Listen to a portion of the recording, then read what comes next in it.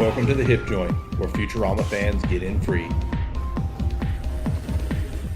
Give it a rest, you two!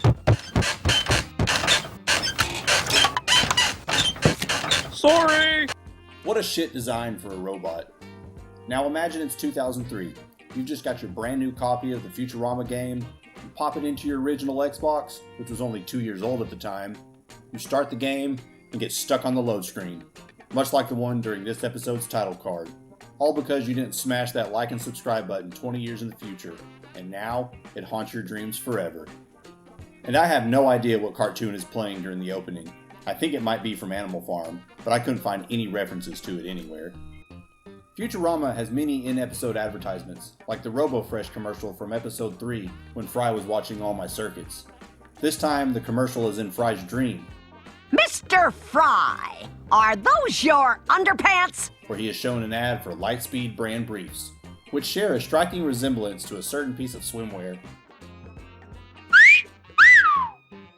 The way the professor pops this egg to demonstrate how the advertisements are beamed into people's dreams at night is a lot like an anti-drug commercial from the 90s starring Rachel Leigh Cook. We all had commercials in our dreams, but you don't see us running off to buy brand name merchandise at low, low prices. The power of capitalism and consumerism at work. And I don't think I've ever seen the professor move this quickly. Hi, care to sample the latest fragrance from Calvin Cologne? No thanks. Amy is often referred to as Chinese in the show, and as I was researching what she says, I came across a YouTube channel called Chinese with Jessie, where she attempts to translate Amy's phrases. She seems to have come up with Amy usually saying a phrase close to, "F you, I'll beat you to death," which is just amazing. And Bender has mastered dealing with people that approach you in stores trying to sell you something, and it's going in the vote for the best moment. And you, sir? No thanks!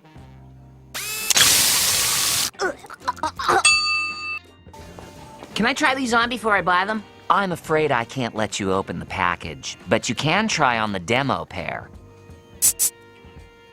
I think I'll pass on trying on the demo pair, although I wouldn't mind having a mirror like the one Fry uses in the dressing room.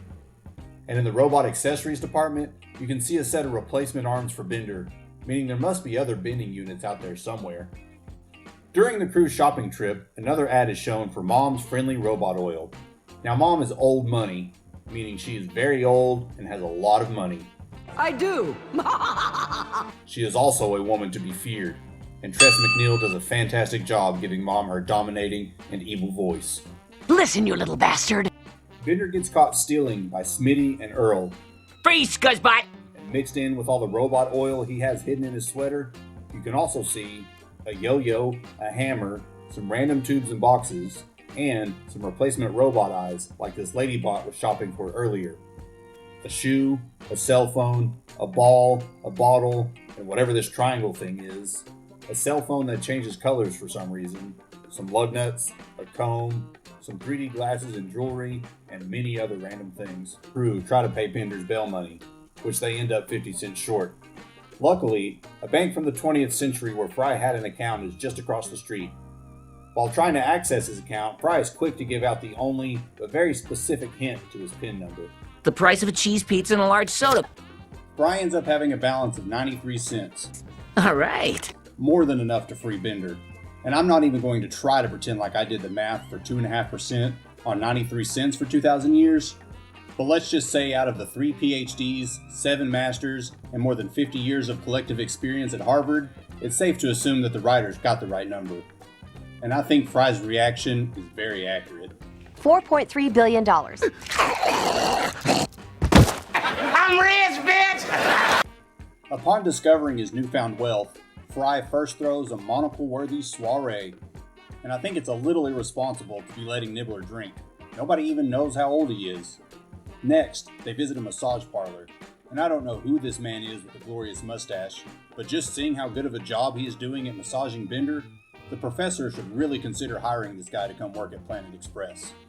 Last stop in this montage is Fry dropping stacks of cash to shoot lasers at old artwork.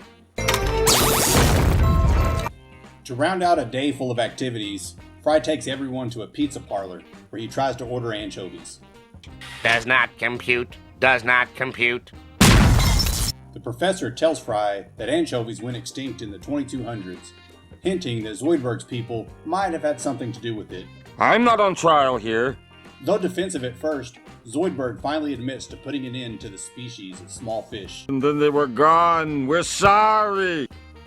Fry then decides to buy a replica 90s apartment, complete with such hard wood. And I think it's bullshit that even though TVs have improved a lot since the year 2000, we still can't see Amy's obscene tattoo. The next logical place for any new billionaire to go is an auction and bid on everything there, including these Rock'em Sock'em robots, which end up being very traumatic for Bender. But I'm still curious of what kind of TV series Fry has in mind with his Ted Danson skeleton. Also, why isn't Ted Danson's head in a jar like all the other celebrities? Fry ends up in a bidding war against Mom for the last known can of anchovies. After blowing past this desperate lady, 30! No, 40! Fry and Mom start throwing out some pretty high bids. $1 jillion. But it's Fry that walks away with the win, along with everything else. To the gentleman who bought every item in today's auction. Now for some good old 20th century TV. Fry locks himself up in his new apartment, along with his Ted Danson skeleton. And when Bender and Leela go searching for him after he doesn't show up for work, Fry delivers one of my favorite lines to Leela, and it's going into the vote for the best moment of the episode. You can't just sit here in the dark listening to classical music. I could if you hadn't turned on the lights and shut off the stereo. I'm rich. I can live whenever I want. Fry doesn't give a damn about his friends. He can live whenever he wants. I do kind of love how hurt Bender gets when Fry says it's things that make him happy. I'm a thing. Just leave me alone. Mom's public appearance is that of a sweet old lady, I tip my bonnet to you. What a class act. but away from the public eye, her true self, it comes out. Holy crap, that bastard's itchy. And she will do whatever it takes to monopolize the robot oil industry. And always by her side are her three sons, Walt, the oldest, voiced by Maurice LaMarche. Quiet, you! Larry, the middle child, voiced by David Herman. And Igner, the youngest, voiced by John DiMaggio. Can I wear your fat suit? No, Igner, put that down! Oh. And Mom's fat suit goes through multiple versions throughout the show. I'll call this one her Mark I suit. Throughout the show, Mom is usually seen slapping one, if not all three of her sons. But it's Walt who lands 3 slaps this time. Thank you, Walt. We're here to tighten your drains. Ow! Make that 4. I didn't order any. Fry is kidnapped by the brothers in an attempt to get his PIN number. And it seems to me like all they needed to do was ask him how much a cheese pizza and a large soda used to cost. I'm sure he'd tell them. It's the price of a cheese pizza and a large soda back where I used to work. This plan, however, involves them tricking Fry into thinking he's back in the year 2000. And Fry's intelligence is once again on display when he asks Mr. Panucci if he's grown a mustache since last night. And when Walt immediately rips it off, showing that he clearly is not Mr. Panucci, Fry's just like, yeah, that checks out. It's funny that whoever designed this set thought Nixon was running for president in 2000, even though he died in 1994. Next in the plan is to have the head of Pamela Anderson order the cheese pizza and large soda. Your motivation is you're back in the year 2000 and your head's still on your body and you want a cheese pizza. Which are the only 2 things on the menu besides the anchovies, and she still forgets her line. And a large, line? Soda! And I never saw the 2017 Baywatch movie with The Rock and Zac Efron, but I still think I'd rather watch the one Pamela made. It was the first movie to be shot entirely in slow motion. It hasn't been made yet. Then he doesn't know I won the Oscar? Nope. Crap! Also, this calendar is off. January 1st, 2000 was actually a Saturday. It almost seems like all anyone needs to do to get Fry's PIN number is ask him how much a cheese pizza and a large soda costs. Or even easier, just ask him for his PIN number. He has no problem telling people.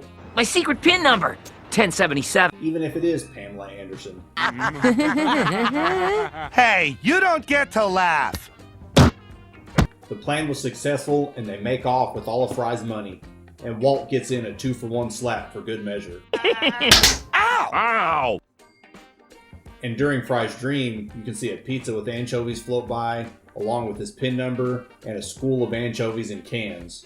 And it's a very quick line from Bender, but I'm also putting it in the vote for the best moment of the episode. We thought you only cared about cans of anchovies and stuffy old songs about the buttocks. This dream brought to you by Lightspeed Briefs.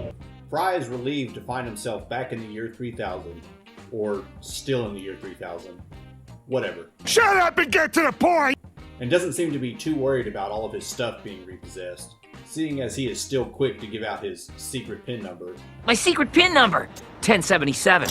And this painting in the back of the truck that is seen hanging in his apartment is in the style of the artist Patrick Nagel, who is famously known for creating the album covers for a favorite band of one, Zapp Brannigan. My bloodhound-like instincts must have hunted them down while my other parts were throbbing to Duran Duran. Some even call me mad.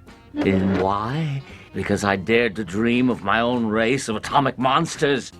This rant by the professor seems crazy at first, but it's also a little foreshadowing to a certain group of atomic supermen who show up in a later episode. Something I forgot to mention at the beginning of this video was this episode's title, A Fishful of Dollars, which is a reference to a Clint Eastwood film, A Fistful of Dollars from 1964. And Mom suspiciously shows up offering Fry a fistful of dollars by buying the anchovies off of him.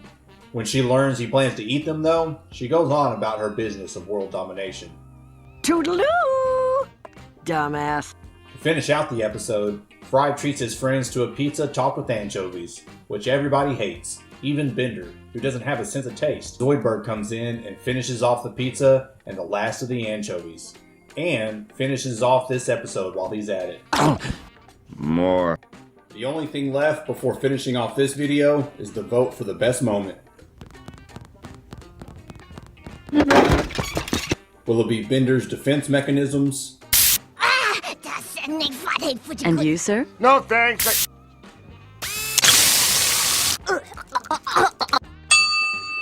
Another great one-liner from Fry. Now, if you'll excuse me, it's 8 o'clock. Time to get busy. You can't just sit here in the dark listening to classical music. I could if you hadn't turned on the lights and shut off the stereo. Or Bender referencing an all-time classic. Since when do you care about us? We thought you only cared about cans of anchovies and stuffy old songs about the buttocks. Get your vote in now or comment your favorite moment down below. Thanks for watching the video, and don't forget to like and subscribe. Also, if you're like me and will consume all things Futurama, you should go check out a great podcast called Teacher-Rama on Spotify with the siblings Kyle, Christian, and Kayla. It is definitely worth a listen to. And keep an eye out for next week's video.